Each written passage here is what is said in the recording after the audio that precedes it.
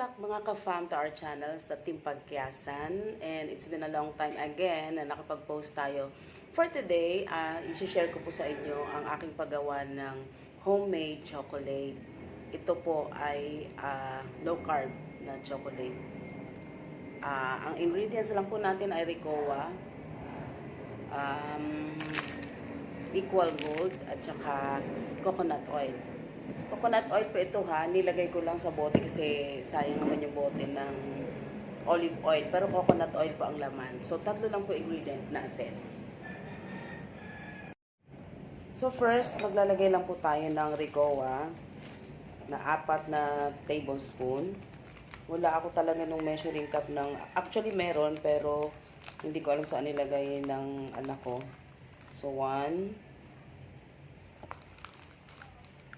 2, 3,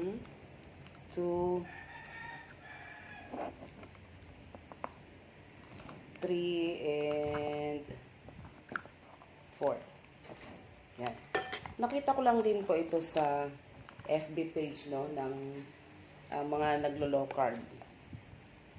Para naman hindi tayo guilty pag kumakain ng chocolate. At least ito alam natin na tayo mismo gumawa. Next ay 4 na spoon din ng coconut oil. Again, coconut oil po ito. Sayang lang yung lalagyan kasi 4 din po. Yung iba nag-try, pero ang nilagay nila hindi coconut oil, hindi daw tumigas yung chocolate. So 1, 2, 3, and 4. Okay. Ito po, actually ang hinalo nila, o nung iba kong nakita ay stevia. Pero dahil wala naman tayong stevia, at saka ito po ay optional naman. Optional, pwede daw na hindi ilagyan, pwede rin lagyan. So lalagyan lang po ng 4. So 4. Dahil optional siguro, 2 na lang ilalagay ko. Sabi din 4, pero 2 na lang. Kasi pwede nga wala eh. So 2 na lang pala. But it's up to you kung mag-4 din po kayo ha. Ayan. So, mix lang natin. Actually, medyo hindi naman sa maraming chocolate sa ref kasi puro bigay.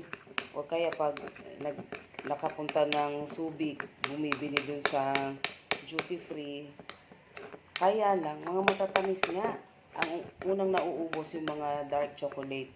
Pero yung mga ordinary chocolate, ayan, hindi nauubos. Kaya, naipamigay na lang din kaysa sa ma-expired. So, nakita ko na pwede pala to. So, tingnan po natin. Ayan na. Mix pa natin para mix talaga yung equal natin, gold, sa ating cocoa. Cacao. Tama ba? O Ricoa. Ayun ko lang po ito gagawin na. Eh, sabi ko, habang gagawin ko, I might as well share.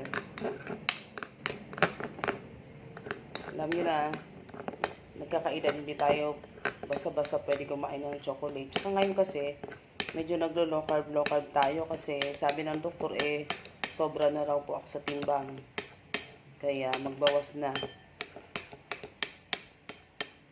Tingnan natin ha. Konti lang po ito kasi mahirap namang damihan tapos hindi mo kumakain. Okay yan. Wait lang. Ayan na po. Ang finished product natin. I-ref muna natin siya. Balikan natin maya-maya. Ito na ating finished product mga ka-fam. After 10 minutes, ang tagal ko siyang nabalikan. 30 minutes siguro kasi may ginawa pa ako. Ito na po siya oh.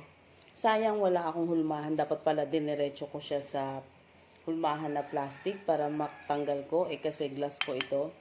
Pero sa lasa, as in super duper dark chocolate siya. Ayan po. Ang sarap po niya. Very healthy. I mean, healthy or low carb siya. Low carb siya. Ayan po. Hindi kayo magigilty na kumain. Teka, ba't ganon? Ayan. Yan, ating kainin. So, masarap siya. Chocolate na chocolate. Dark chocolate talaga siya.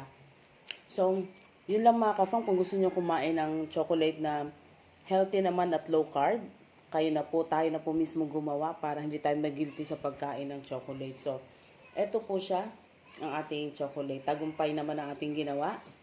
Ayan po. Sana lang nagkaroon na agad. Nilagay ko kaagad sa hulmahan kanina. So, dun ako mali. Pero sa lasa, panalo. Kakain ka ng chocolate na hindi ka guilty. Dahil ito po ay low carb. At 3 lang ating ingredient. So, yun lang po mga ka-fam. I hope you like this video. Please give us a thumbs up. At please leave a comment below. At please subscribe na rin po. Thank you so much.